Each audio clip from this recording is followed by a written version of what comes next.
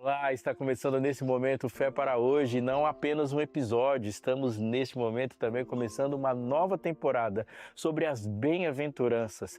Esse código, essa explicação, a maravilha da exposição de Jesus sobre a obra do Espírito Santo no nosso coração, a porta de entrada do reino, um assunto de fundamental importância, porque Deus nos explica como nos transformamos, ou muito melhor, como Ele nos transforma e faz uma revolução que toma conta do mundo todo. Tem muito para a gente aprender, temos muito que ouvir Jesus e temos muitas decisões a tomar sobre isso. Não saia daí, está só começando o Fé para Hoje.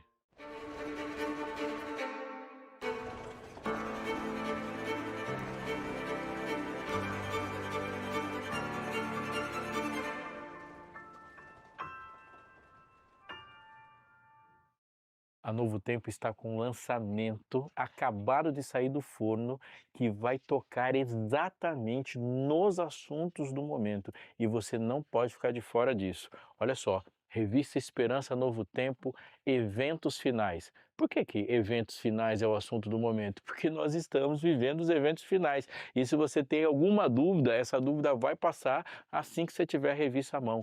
Tudo que estamos vendo nos jornais, nas revistas, nas nossas conversas, aquilo que tem alarmado as pessoas, Deus já tinha dito sobre. E qual é a vantagem de você ter a palavra de Deus orientando a sua compreensão do noticiário? É porque Deus conta o que ninguém vê, que ninguém descobre sozinho. Olha, essa revista aqui tem que estar na sua mão. É lançamento, corre e peça ela. Você quer fazer isso agora? Manda uma mensagem para a gente. Nosso código de área é 12 98244 4449. Repetindo para você, 12 98244 4449. E lembrando, é gratuita, é só pedir que a revista chegará até você.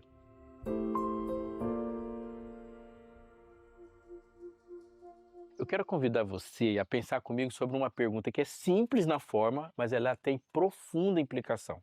Afinal, o que é o reino de Deus?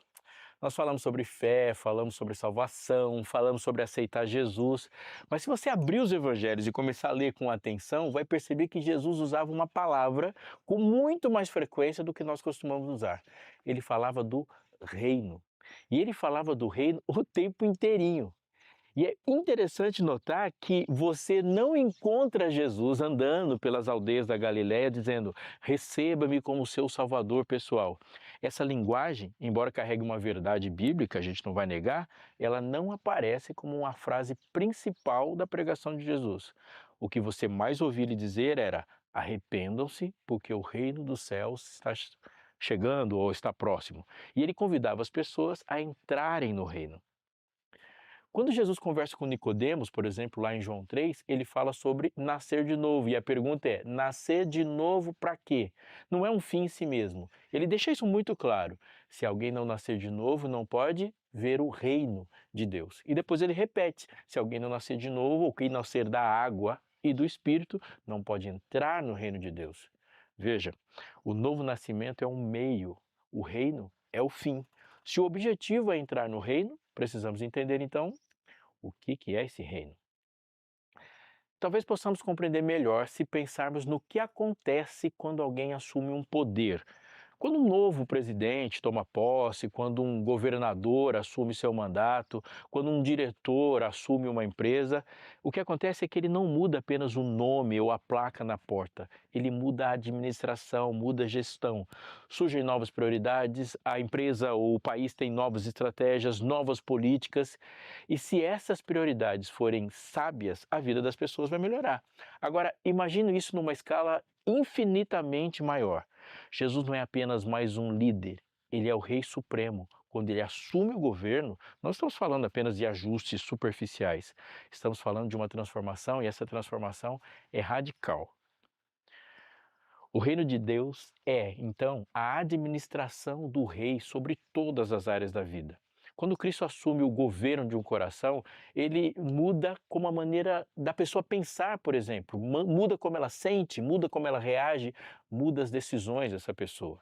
Quando assume o governo de uma família, ele muda todo o ambiente. Quando assume o governo de uma comunidade, ele muda a cultura dessa comunidade. O reino não é um departamento espiritual da vida, é uma nova ordem de vida. E é por isso que o Sermão do Monte é tão importante. Ali Jesus está descrevendo como é a vida sobre o governo dele. E as bem-aventuranças que abrem esse sermão não são frases soltas para a gente decorar. Elas são o retrato do cidadão do reino.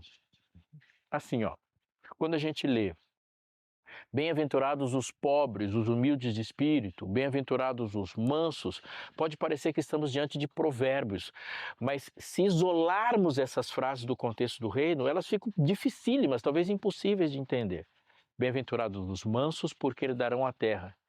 Em que mundo isso parece real? A lógica comum entre nós diz que os agressivos herdam ou possuem a terra, que os mais fortes prevalecem. Mas Jesus está falando de outro tipo de reino. Ele começa e termina as bem-aventuranças mencionando o reino dos céus. Isso nos mostra que ele não está descrevendo 8 ou 9 tipos diferentes de pessoas. Ele está descrevendo um único povo. As bem-aventuranças são as marcas daqueles que pertencem ao reino. E isso é extremamente prático, porque há muitas pessoas vivendo com uma dúvida constante, talvez seja a sua. Será que eu sou realmente cristão? Será que eu pertenço a Deus? Alguns olham para experiências emocionais e intensas de outras pessoas e pensam que é isso que define a fé. Outros, que não tiveram uma virada tão dramática, ficam inseguros quando escutam testemunhos. Mas Jesus não aponta para uma forma de experiência, ele aponta para o conteúdo de um caráter. Ele diz que qualquer pessoa que entrou no reino tem certas características e a ordem delas é de extrema importância.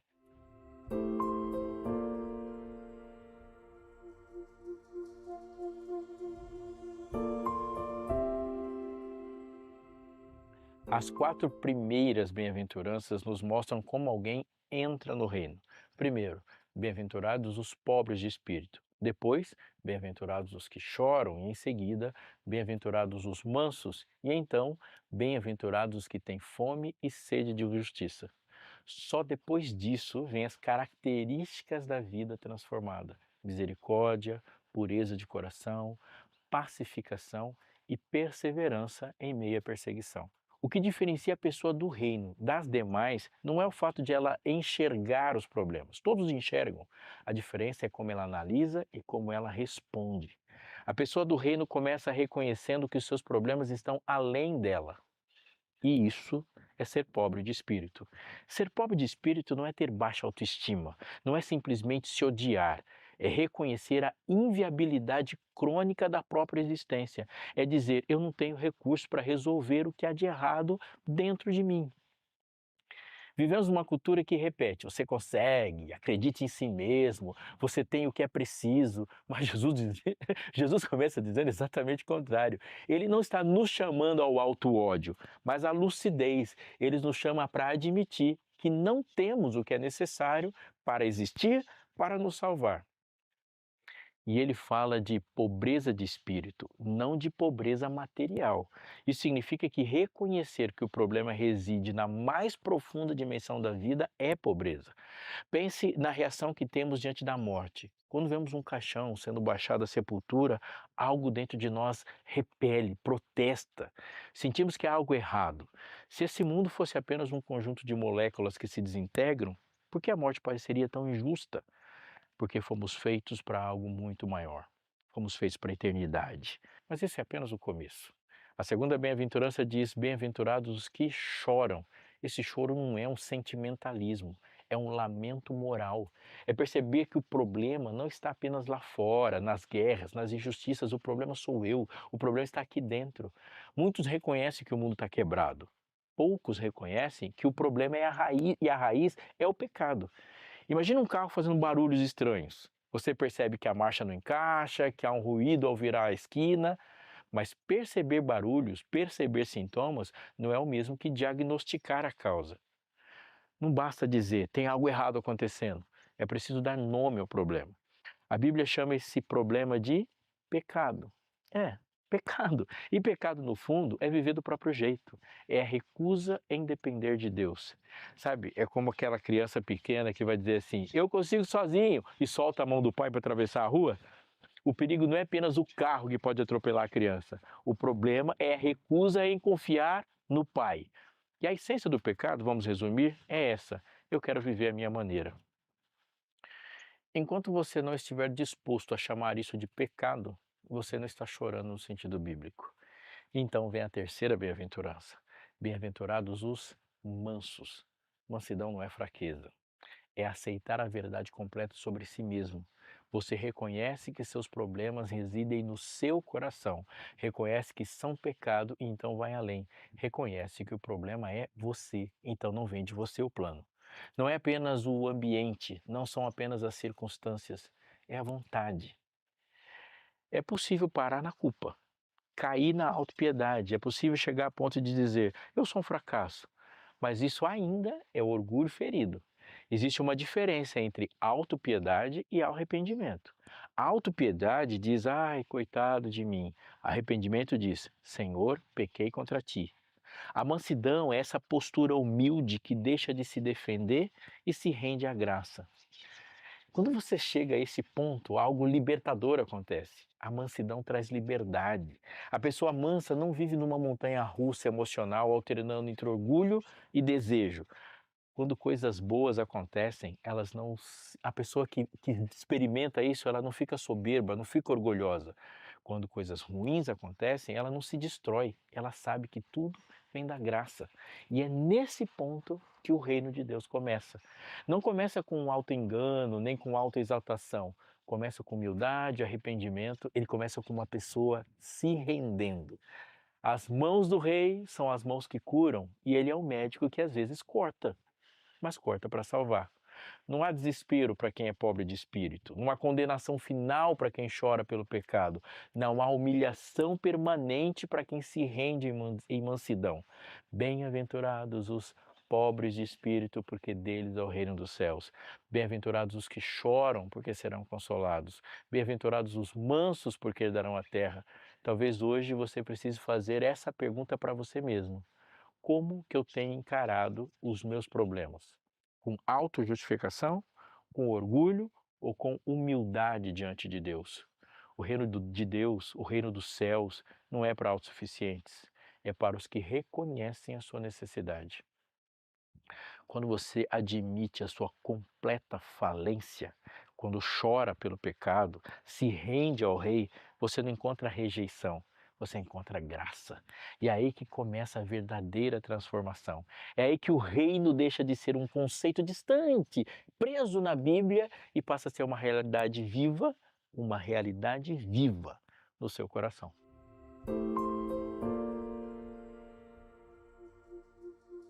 Bem-aventurados os puros de coração, porque eles verão a Deus. E eu quero que você preste atenção, muita atenção.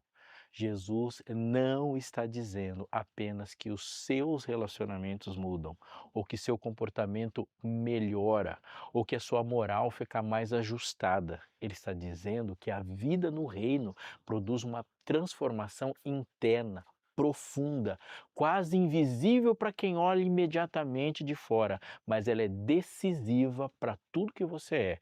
É como se ele dissesse: no reino você ganha um novo interior, uma nova vida por dentro, uma nova dinâmica do coração.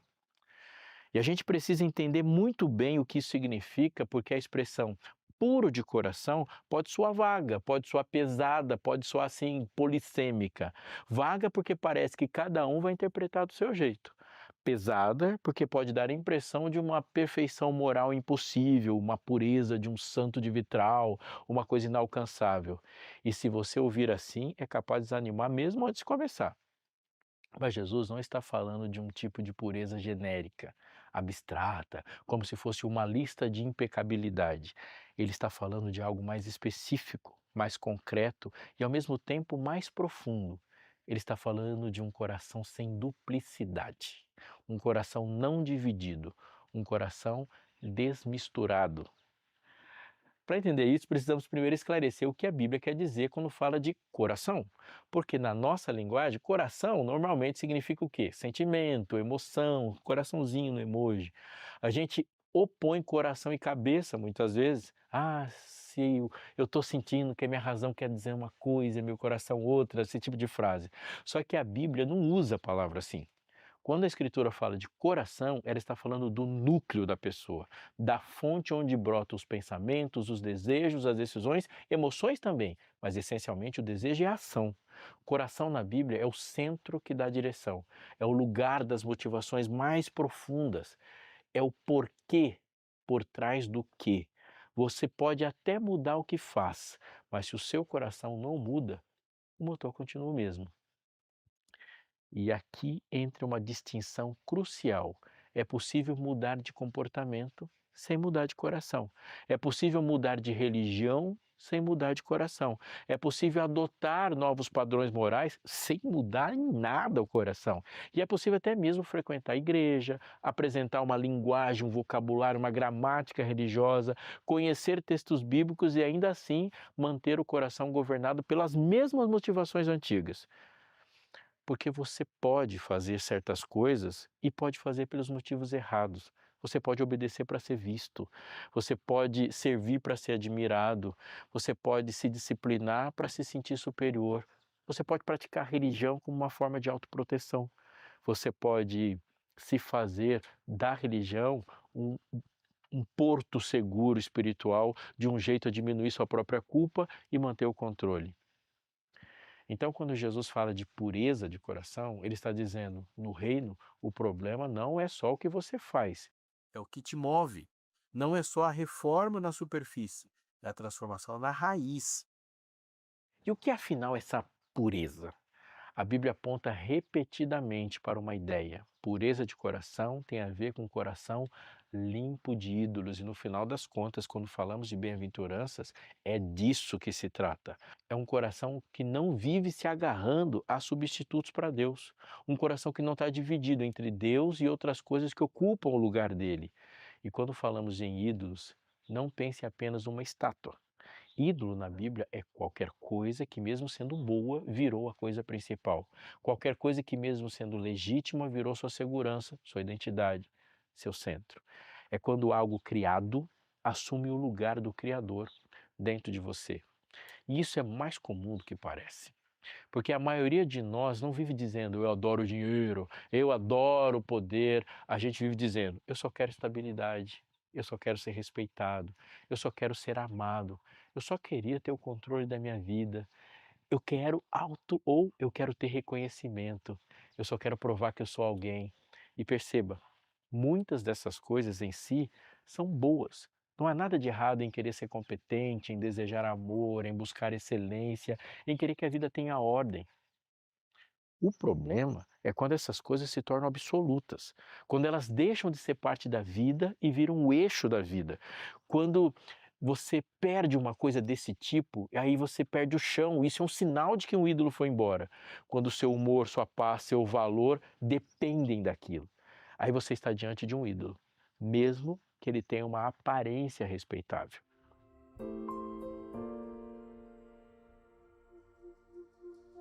E ídolos fazem uma coisa terrível. Eles prometem sentido, mas eles cobram com muitos juros. Eles dizem assim: me coloca no centro que eu te dou segurança. E aí você obedece. Só que depois você descobre que essa segurança é completamente frágil, na verdade é insegurança, porque tudo que é criado é instável. A aprovação das pessoas muda, a saúde muda, o mercado muda, o corpo muda, envelhece, as oportunidades passam, os relacionamentos são cheios de altos e baixos, o que hoje te levanta, amanhã te derruba. E você cai nessa e vive ansioso porque precisa sustentar o Deus que você mesmo criou. Vive com medo de perder, vive correndo, vive provando, vive se defendendo. E a Bíblia chama isso de obras mortas, porque são obras que parecem vivas, mas elas não têm vida nenhuma, não tem vida verdadeira nelas. São tentativas de se salvar por desempenho, são formas de dizer: se eu fizer certo, eu vou ser aceito. Se eu fizer certo, Deus me aceita. Se eu fizer certo, eu vou valer alguma coisa. Só que isso é uma prisão.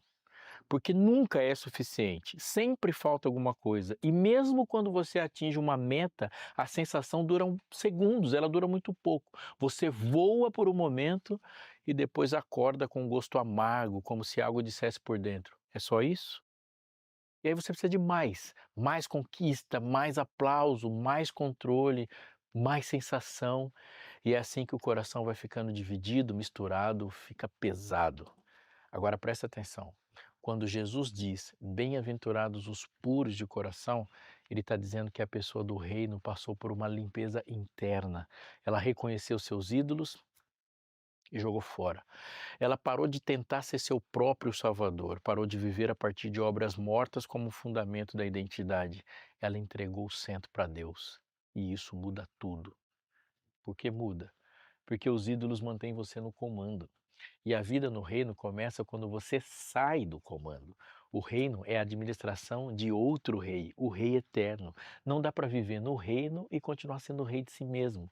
E aqui está o ponto. Muitas pessoas até gostam da ideia de Deus ajudar, de Deus consolar, de Deus abençoar, mas não gostam da ideia de Deus governar. Querem um Deus que complete o plano delas, não um Deus que substitua o plano delas. Só que o reino é governo, é senhorio, é Jesus no centro. E quando Deus ocupa o centro, o peso muda, a carga muda, o coração respira, porque você deixa de carregar o fardo de ter que se justificar, você deixa de carregar o fardo de ter que se provar o tempo todo, você deixa de carregar o fardo de ter que construir um próprio valor na base do seu desempenho. Quando Deus se torna a sua base, você encontra descanso. Não porque você vive preguiçoso, mas porque deixa de viver nesse pânico.